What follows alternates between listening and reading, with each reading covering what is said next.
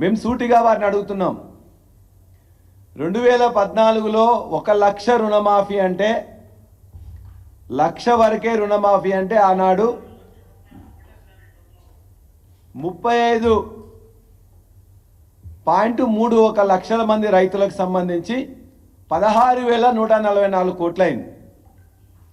35.31 లక్షల మంది రైతులకు సంబంధించి 16,144 కోట్లయింది. మాట ఇచ్చిండ్రు కేసీఆర్ గారు, ప్రతి వాళ్ళకు కూడా అకౌంట్లో వేసిండ్రు. అది రేవంత్ రెడ్డి గారు వారు మొత్తం కూడా మాట్లాడుకుంటూ 16,000 వేసినని చెప్తున్నారు. మేము మాట ఇచ్చినాం, వేసినాం. ఎక్కడ మోసం చేసినాం? రెండోసారి కూడా దరిదాపుగా 37.33 లక్షల మంది రైతులకు ₹1,00,000 రుణమాఫీలో ఉన్నట్లయితే దరిదాపుగా 19,000 కోట్లు, 12,000 కోట్లు వేసినాం. 7,000 కోట్లు బ్యాంకులో పెట్టినాం. మీదే ఎలక్షన్ కమిషన్ పోయి కంప్లైంట్ ఇచ్చింది కదా. ఇవాళ రుణమాఫీ చేస్తున్నారు. కేసీఆర్ గారి ప్రభుత్వాన్ని రుణమాఫీ చేయకుండా ఆపండి అని చెప్పేసి ఎలక్షన్ కమిషన్కి చెప్పిండ్రు. ఎలక్షన్ వచ్చిన తర్వాత, ఎలక్షన్ అయిపోయిన తర్వాత ఆ నిధులన్నీ కూడా మీ మంత్రులు, మీ యొక్క కాంట్రాక్టర్లు తీసుకున్నది వాస్తవమా కాదా మీకే తెలుసు. రైతు బంధుకి వేసిన నిధులు తీసుకున్నారు, రుణమాఫీకి వేసిన నిధులు తీసుకున్నారు. మేము మాట తప్పలే. రుణమాఫీ ద్వారా లెక్కలు కరెక్ట్గా చెప్పినాం. మేము ఎప్పుడు కూడా రుణమాఫీకి ఏ నిబంధనలు పెట్టలే, ఆంక్షలు పెట్టలే. కేసీఆర్ గారి ప్రభుత్వం ఒకటి చూసింది, పాస్బుక్ ఉందా లేదా, రుణం తీసుకున్నారా, పాస్బుక్ ఉందా లేదా.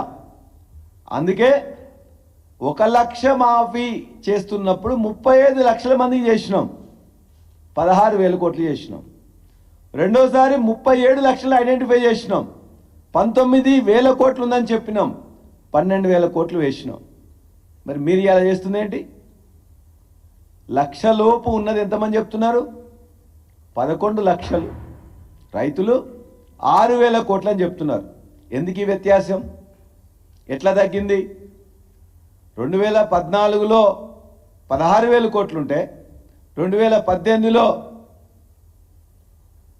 19,000 కోట్లుంటే రైతులు 35 లక్షల మంది రైతులు ఆనాడు అప్పుడు కూడా ఉంటే ఇవాళ ఎందుకు తక్కువ మంది ఉన్నారు? మీ నిబంధనలు కాదా? మీ నిబంధనల వల్ల, మీ ఆంక్షల వల్ల రేషన్ కార్డు ఉన్న వాళ్ళని మీరు లెక్క తీసుకోలే, రేషన్ కార్డు లేని వాళ్ళని లెక్క తీసుకోలే, ఆధార్ కార్డు లేని వాళ్ళని లెక్క తీసుకోలే, ప్రభుత్వ ఉద్యోగస్తులను లెక్కకు తీసుకోలే, ఐటీ పే చేస్తున్న వాళ్ళని లెక్కలో తీసుకోలే. ఇవన్నీ లెక్కలో తీసుకోకపోవడం వల్ల ఇవాళ ఉన్న రైతుల సంఖ్య 11 లక్షలకు తగ్గింది, 30% వచ్చింది. అంతేకాకుండా ఆనాడు 16,000 కోట్లుంటే 19,000 కోట్లుంటే ఇవాళ 6,000 కోట్లకు వచ్చింది. ఈ ఆంక్షల వల్ల తగ్గింది ఒకటైతే, రెండోది గత 10 సంవత్సరంలో కేసీఆర్ గారు చేసిన, ప్రభుత్వం చేసిన, రైతులకు చేసిన సహాయం వల్ల కూడా తగ్గింది.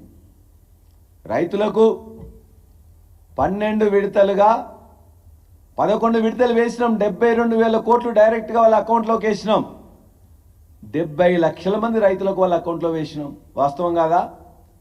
11 విడతల్లో వేసినాం. 12వ విడతలో వేస్తే ఎలక్షన్ కమిషన్ దగ్గర పోయి దాన్ని ఆపు చేసి ఎలక్షన్ రిజల్ట్స్ వచ్చిన తర్వాత మళ్ళా మీ మంత్రులే మొత్తం కూడా దాన్ని పంచుకున్నారు, మీ కాంట్రాక్టర్లు పంచుకున్నారు. వాస్తవం కాదా? ఇవాళ వానాకాలం వచ్చిందంటే రైతాంగం మొత్తం కూడా ఎదురు చూస్తుంటుంది. ఇప్పటికీ 6 సంవత్సరాలుగా 12 విడతలుగా 12 సీజన్లలో డబ్బులు. జనవరి వచ్చిందంటే రైతులు ఎదురు చూస్తుంటారు, జూన్ వచ్చిందంటే రైతులు ఎదురు చూస్తుంటారు. రైతులు అసలు రుణం తీసుకోకుండానే ఇవాళ మేము చేసినాం కదా.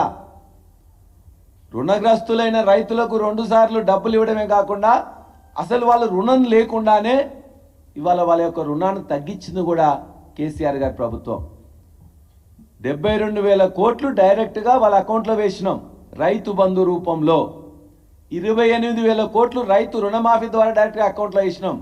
అంటే 1,00,000 కోట్లని భారతదేశంలో ఏ రాష్ట్రంలో చేయని విధంగా కేసీఆర్ గారి ప్రభుత్వం గత 6 సంవత్సరాల్లో వాళ్ళ అకౌంట్లోకి వేసింది వాస్తవం.